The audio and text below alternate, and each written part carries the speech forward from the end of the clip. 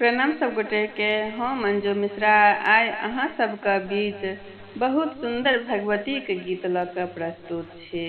उम्मीद करै छी अहाँ सबके नीक लागत तऽ गीत पूरा सुनब। सुनला के बाद लाइक शेयर सब्सक्राइब जरूर करब। तो चलू सब गोटा सुने जाओ। जगदम्बा घर में दियरा हम बार अली है, जग तारन घर में दियरा हम बार अली है, जगदम्बा घर में दियरा हम बार अली है, जग तारन घर में दियरा।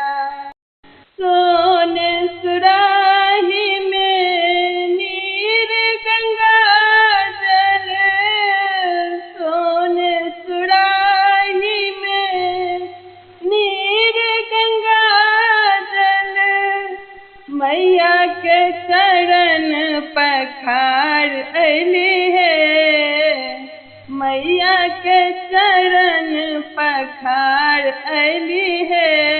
हम मैया के चरण पखार अली है, जगदम्बा घर में दियरा हम बार अली है, जग तारन घर में दियरा।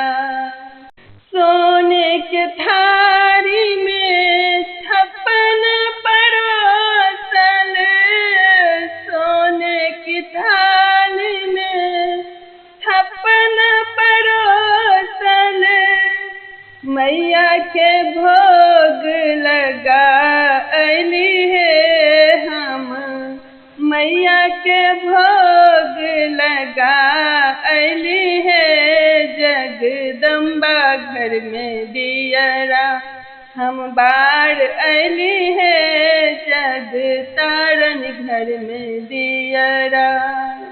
कंचन थाल कपूर के बाती, कंचन थाल कपूर के बाती, मैया के आरती उतार अली है, हम मैया के आरती उतार अली है, जगदम्बा घर में दियरा हम बार अली है, जग तारन घर में दियरा हम बार अली है, जगदम्बा घर में दियरा हम बार अली है, जग तारन घर में दियरा।